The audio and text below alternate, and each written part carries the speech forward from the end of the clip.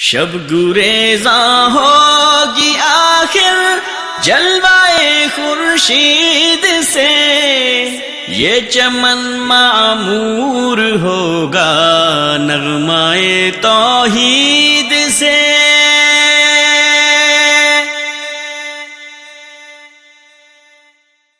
السلام علیکم ورحمۃ اللہ وبرکاتہ۔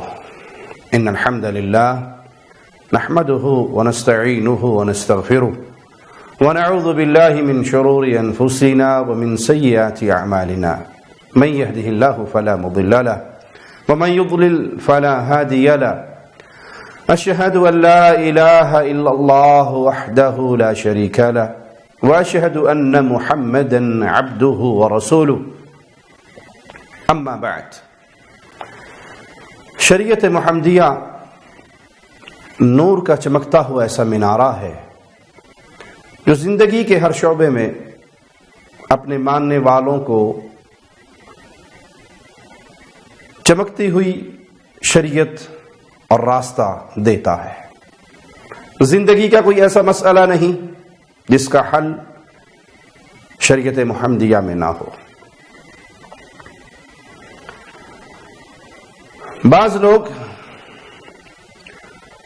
جہاد بالنفس اور مجاہدہ پر بڑا زور دیتے ہیں، اور ان کے ہاں اس کا مفہوم خود ساختہ ہے۔ جہاد بالنفس کا معنی وہ یہ لیتے ہیں کہ انسان نفس مارنے کے لیے دنیا سے بے رغبت ہو جائے۔ بے رغبت ہونے کا معنی شہروں سے باہر نکل جائے، جنگلوں میں چلا جائے، سمندروں کے کناروں پہ چلا جائے، پہاڑوں میں غائب ہو جائے اور کئی سال تک وہاں رہے، کھائے پیے نہ، درختوں کے پتے چبائے، اور اپنے بزرگوں کے ایسے کارنامے سناتے ہیں۔ فلاں پیر صاحب تھے ہمارے، پیر عبد القادر جیلانی، وہ اتنے سالوں تک پہاڑوں میں رہے، جنگلوں میں رہے، پتے کھاتے تھے،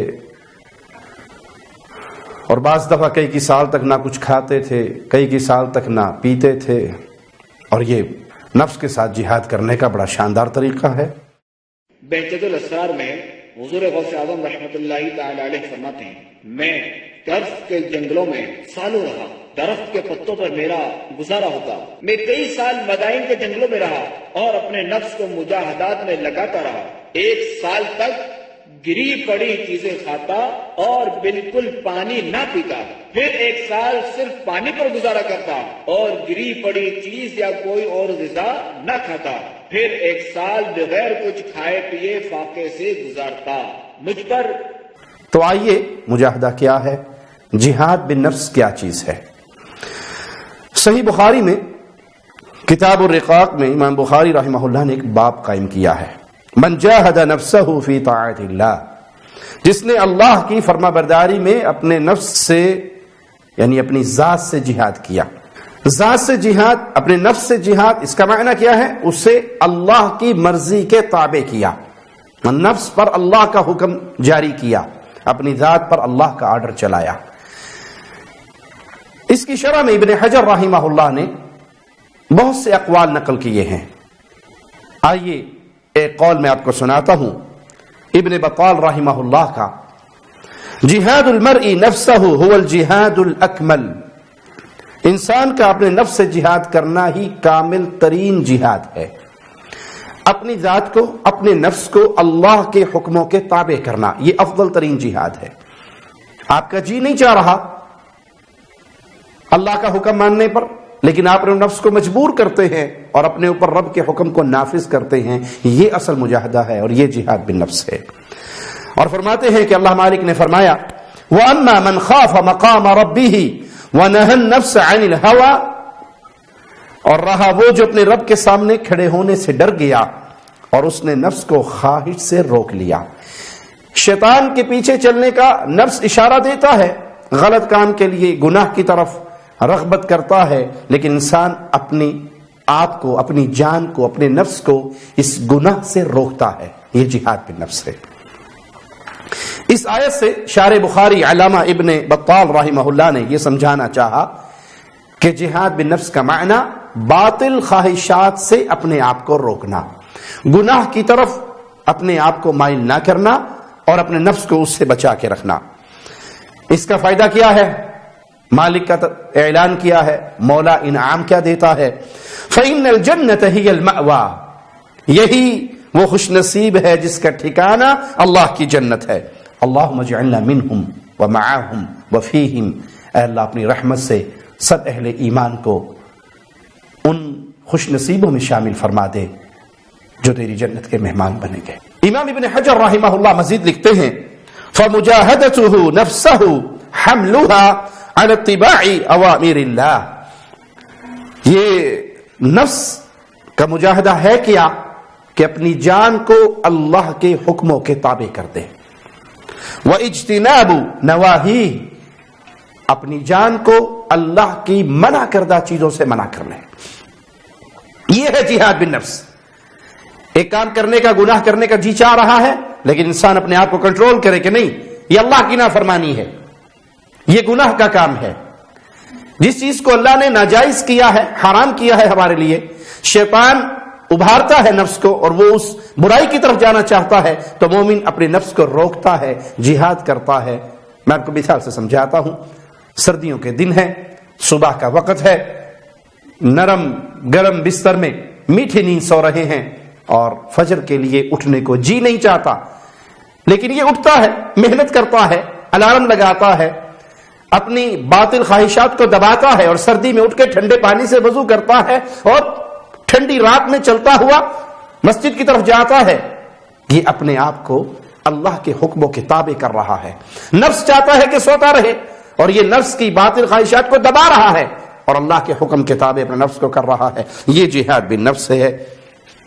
اسی کا نتیجہ، اسی کا رزلٹ اللہ کی جنت کی صورت میں ہے۔ یہی خلاصہ کلام ہے مجاہدہ کا، جس کا ذکر قرآن اور حدیث میں اور اہل علم نے بیان کیا ہے، لیکن قبر پر صوفیہ کے ہاں تصور ہی کچھ اور ہے۔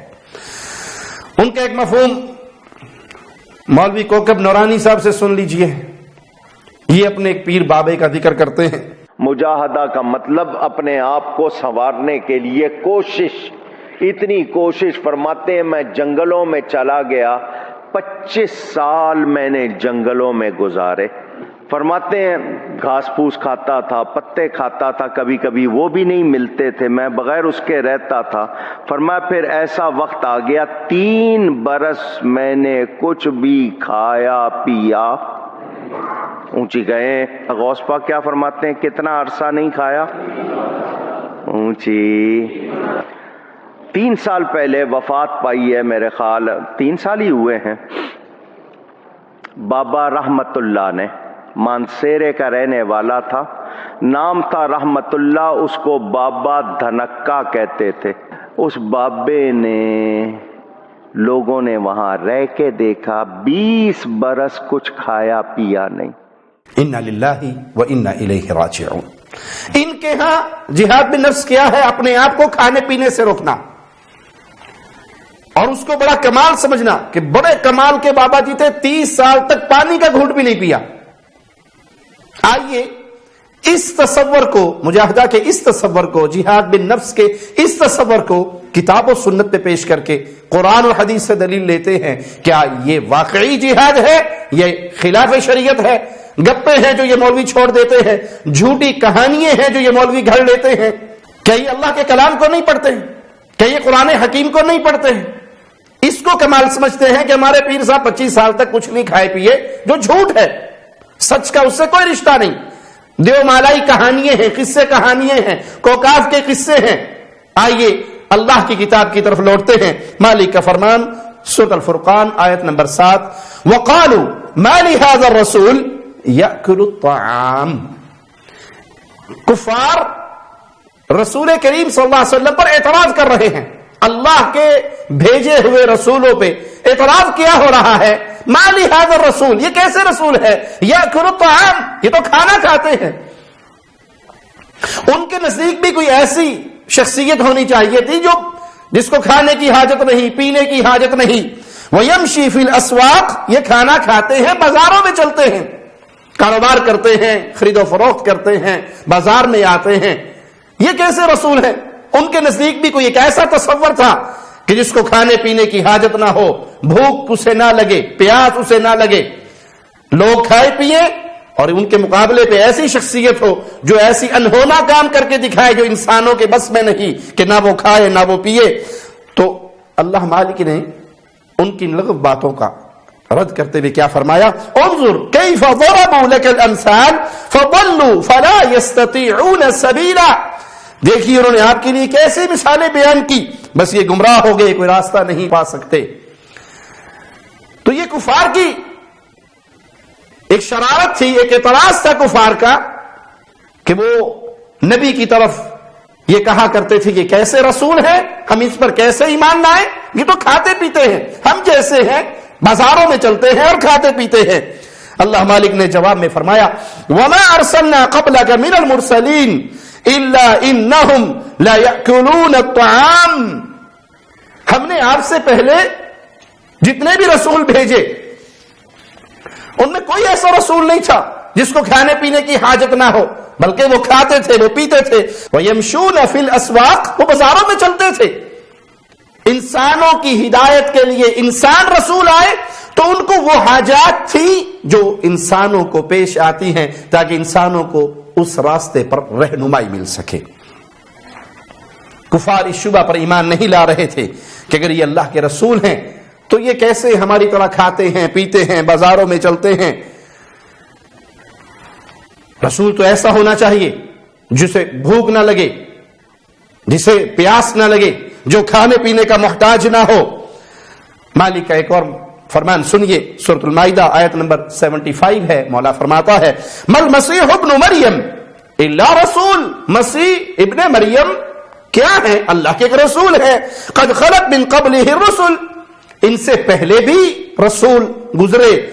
وَأُمُّهُ صِدِّيقَةٌ كَانَا يَأْكُلَانِ الطَّعَامَ، عیسیٰ علیہ السلام ان کی ماں صدیقہ، یہ دونوں ماں بیٹے کھانا کھاتے تھے۔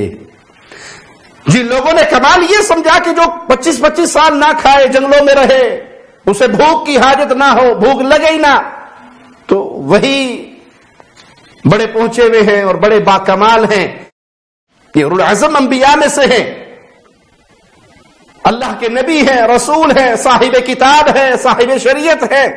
اور قرآن ان کے بارے میں کیا کہہ رہا ہے کہ یہ ماں اور بیٹا دونوں کھانا کھاتے تھے۔ انظر کیف نبین لهم الآیات ثم انظر انا یؤفکون، دیکھیے ہم کس طرح کھول کر آیات بیان کرتے ہیں، دیکھیے کس طرح یہ پھرے جاتے ہیں۔ تو اللہ مالک کا یہ بیان، مالک کی یہ آیات اعلان کر رہی ہیں کہ انبیاء کو بھوک لگتی تھی اور وہ کھانا کھاتے تھے، انہیں پیاس لگتی تھی اور وہ پانی پیتے تھے۔ اس کی تفسیر میں بریلویوں کے علامہ غلام رسول سعیدی تبیان القرآن جلد 3 صفحہ 262 پر کیا لکھتے ہیں، ذرا سنیے۔ اگر عیسیٰ اور ان کی ماں خدا ہوتے تو وہ خلق و ایجاد پر قادر ہوتے، جب وہ خلق و ایجاد پر قادر ہوتے تو کھانے کے بغیر بھوک کی تکلیف کو مٹانے پر قادر ہوتے، اور جب وہ ایسا نہ کر سکے تو معلوم ہوا کہ وہ خدا نہیں ہے۔ انسان اللہ کی مخلوق ہے، مخلوق کو بھوک لگتی ہے، پیاس لگتی ہے، وہ کھا کر اپنی اس کمزوری پہ قابو پاتا ہے، یہ کمزوری ہے انسانی۔ پھر آگے صفحہ 263 پر سعیدی صاحب مزید لکھتے ہیں، اس آیت سے معلوم ہوا کہ عیسیٰ علیہ السلام کو بھوک لگتی تھی، وہ کھانے پینے کے محتاج تھے۔ اب کوکب نورانی صاحب کی گفتگو بھی سامنے رکھیں، سبز پگڑی والے بابا جی حضرت جی کا کلام بھی سامنے رکھیں، اور پھر فیصلہ کریں کہ اللہ کے نبی عیسیٰ علیہ السلام روح اللہ اور العزم انبیاء میں سے ہیں، انہیں کھانے کی ضرورت پڑتی، وہ کھانا کھاتے، وہ پانی پیتے، اور ان کا بابا دھنکے شاہ 25 سال تک بغیر کھائے بغیر پیے، اور اس کو بڑا مارکا سمجھتے ہیں، بڑا کمال سمجھتے ہیں کہ یہ ہے جہاد بالنفس۔ یہ جہاد بالنفس کا باطل تصور ہے۔ جہاد بالنفس یہ ہے کہ اللہ کا جو حکم آیا ہے آپ اپنی گردن کو اس پہ جھکائیں، اللہ کے حکموں کے مطابق اپنے نفس کو ڈھالیں، اللہ کی منع کردہ چیزوں سے منع ہو جائیں۔ اقول قولی ھذا واستغفر اللہ لی ولکم ولسائر المسلمین۔ شب گریزاں ہوگی آخر جلوائے خورشید سے، یہ چمن معمور ہوگا نغمائے توحید سے۔